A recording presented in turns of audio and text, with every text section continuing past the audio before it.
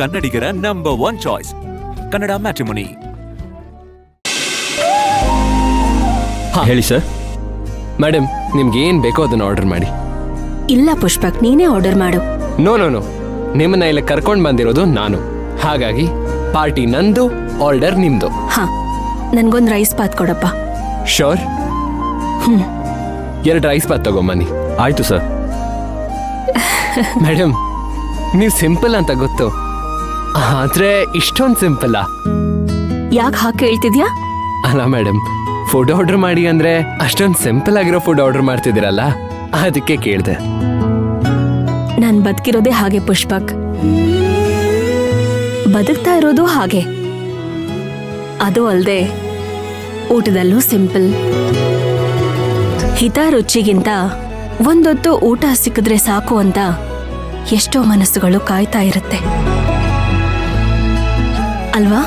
ಏನೋ ಮೇಡಮ್, ನನ್ನ ಅದೃಷ್ಟನೋ ಏನೋ, ನಾನು ಒಳ್ಳೆ ಮನೇಲಿ ಹುಟ್ಟಿದ್ದೀನಿ, ಕಷ್ಟ ಇಲ್ದಂಗೆ ಬೆಳೆದಿದ್ದೀನಿ.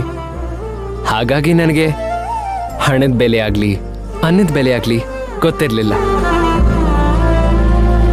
ಆದ್ರೆ ಯಾವಾಗ ನನ್ನ ಜೀವನದಲ್ಲಿ ಮೈನಾ ಮತ್ ನೀವು ಬಂದ್ರೋ, ನನಗಿದ್ರ ಬೆಲೆ ಗೊತ್ತಾಯ್ತು, ಇದ್ರ ವ್ಯಾಲ್ಯೂ ಏನು ಅಂತ ಗೊತ್ತಾಯ್ತು. ಮೈನಾ ಪಾಪ ಊರು ಬಿಟ್ಟು ಇಲ್ಲಿ ಬಂದು ಕಷ್ಟಪಟ್ಟು ದುಡಿತಿದ್ದಾಳೆ. ನೀವು ಎಷ್ಟೋ ಜನಕ್ಕೆ ಸಹಾಯ ಮಾಡ್ತಿದ್ದೀರಾ, ಅವ್ರಿಗೆ ಅಮ್ಮ ಆಗಿ ಮಗಳಾಗಿ ಅವ್ರನ್ನ ನೋಡ್ಕೋತಿದ್ದೀರಾ, ಅವ್ರಿಗೆ ಊಟ ಕೊಡ್ತಿದ್ದೀರಾ, ಅವ್ರಿಗೆ ಜಾಗ ಕೊಡ್ತಿದ್ದೀರಾ, ನೀವೆಷ್ಟು ಚೆನ್ನಾಗಿ ನೋಡ್ಕೋತಿದ್ದೀರಾ. ಜೀವನ ಅಂದ್ರೆ ಹಾಗೆ ಪುಷ್ಪಕ್. ಜೀವನ ಅಂದ್ರೆ ಏನು ಅಂತ ಗೊತ್ತಿರಲ್ವೋ, ಅದನ್ನ ಕಲಿಯೋಕೆ ಅಂತ ದೇವ್ರು ಕೆಲವ್ರನ್ನ ಜೀವನಕ್ಕೆ ಕಳಿಸ್ತಾನೆ.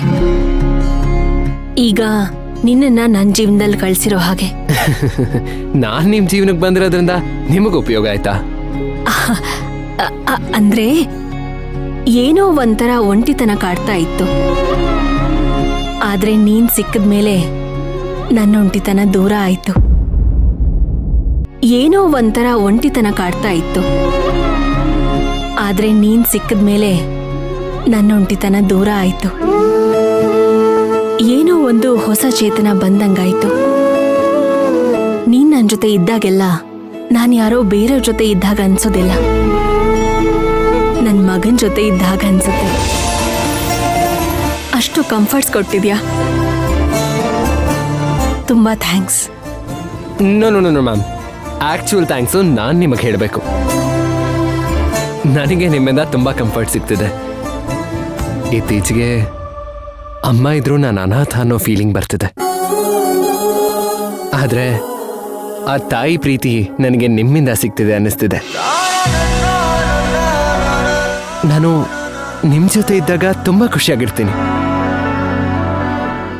ಅಮ್ಮನ ಜೊತೆ ಇರೋ ಹಾಗೆ ಫೀಲ್ ಆಗುತ್ತೆ.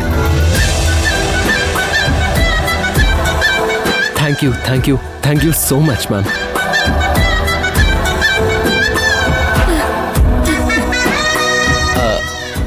ಯಾಕೆ ಮೇಡಮ್ ಹಾಗೆ ನೋಡ್ತಿದ್ದೀರಾ?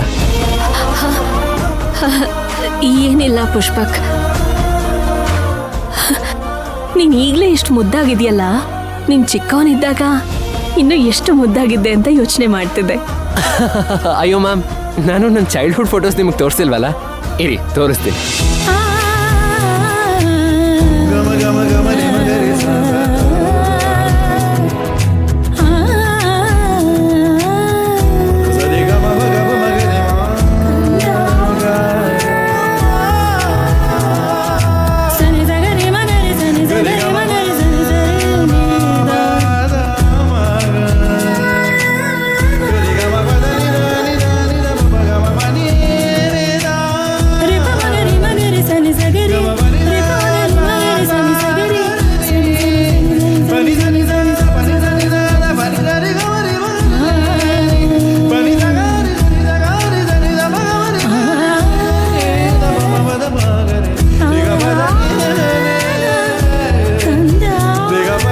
ಮೇಡಮ್, ಏನಾಯ್ತು?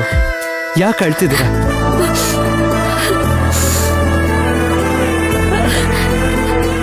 ಏನಿಲ್ಲಪ್ಪ, ನಿನ್ ಫೋಟೋ ನೋಡಿದ ಖುಷಿಗೆ ಆನಂದ ಬಾಷ್ಪ ಉಕ್ಕಿ ಬಂತು ಅಷ್ಟೇ. ಇಲ್ಲ ಮೇಡಮ್, ವಿಷಯ ಬೇರೆ ಏನೋ ಇದೆ. ನೀವು ನನ್ನಿಂದ ಏನೋ ಮುಚ್ಚಿಡ್ತಾ ಇದ್ದೀರಾ.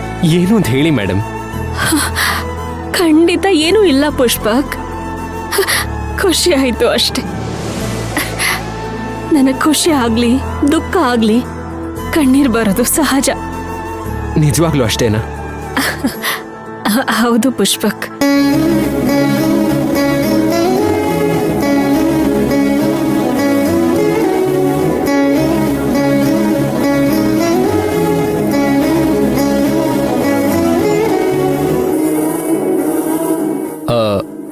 ಮೇಡಮ್, ತುಂಬ ದಿನದಿಂದ ನಿಮ್ಮ ಹತ್ರ ಒಂದು ಪ್ರಶ್ನೆ ಕೇಳಬೇಕು ಅಂದ್ಕೊಂಡಿದ್ದೆ. ನೀವು ಬೇಜಾರು ಮಾಡ್ಕೊಳ್ಳಲ್ಲ ಅಂದರೆ ಕೇಳಲ್ಲ? ಏನೂ ಇಲ್ಲ, ನೀನ್ ಧಾರಾಳವಾಗಿ ಕೇಳು. ನಿಮಗೆ ಫ್ಯಾಮಿಲಿ ಇಲ್ವಾ madam?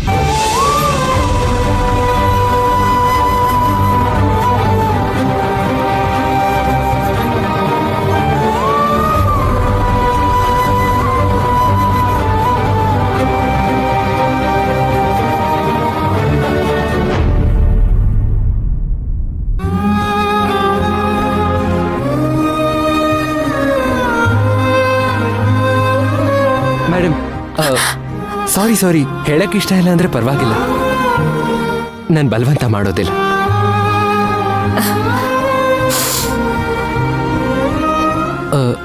I'm so sorry madam. ಕೇಳಬಾರ್ದೇನೋ ಪ್ರಶ್ನೆ ಕೇಳ್ಬಿಟ್ಟು ನಿಮ್ಮನ್ನ ಬೇಜಾರು ಮಾಡಿಬಿಟ್ಟೆ. I'm sorry. ಬೇಜಾರೇನಿಲ್ಲ, ಅದ್ರ ಬಗ್ಗೆ ಇನ್ಯಾವಾಗಾದ್ರೂ ಮಾತಾಡೋಣ, ಈಗ ಬೇಡ ಅಷ್ಟೇ. ತಪ್ಪು ತಿಳ್ಕೊಬೇಡ. ತುಂಬಾ ಹಸುವಾಗಿದೆ ಅನ್ಸುತ್ತಲ್ಲ? ಹಾ, ವೇಟರ್ ಬಂದೆ ಸರ್.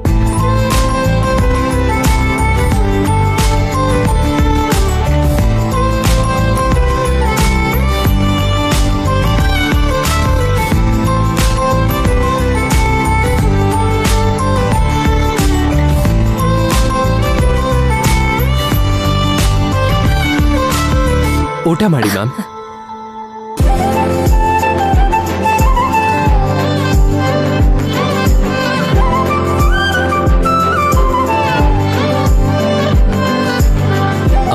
ಮೇಡಮ್, ಊಟ ಎಲ್ಲ ಆದ್ಮೇಲೆ ನಿಮಗೆ ಇನ್ನೊಂದು ಸರ್ಪ್ರೈಸ್ ಇದೆ. ರಿಯಲಿ?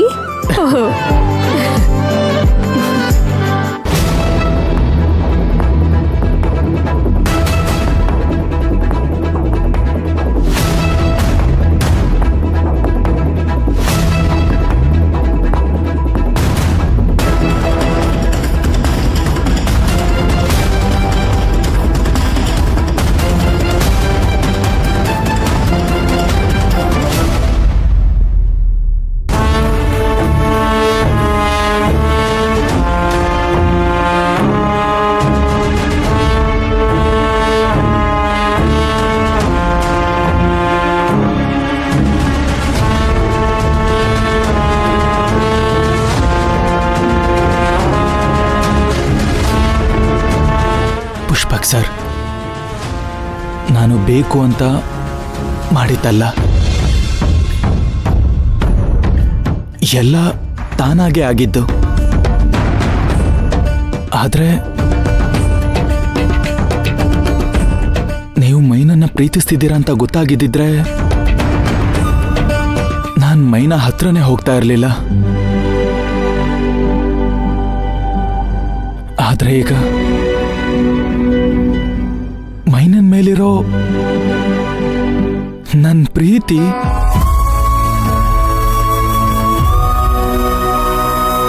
ತುಂಬಾ ದೊಡ್ಡ ಬೆಟ್ಟದ ಹಾಗೆ ಬೆಳೆದ್ಬಿಟ್ಟಿದೆ ಸರ್. ನನ್ನ ಜೀವನದಲ್ಲಿ ಯಾರಿಗೂ ಅನ್ಯಾಯ ಮಾಡಲ್ಲ.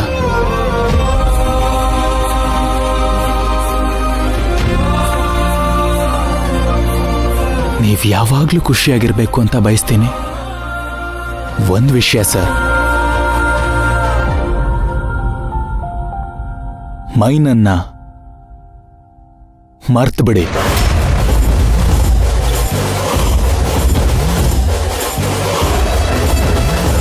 ಎಂತೆ ನಿಮ್ಮ ಧ್ರುವ.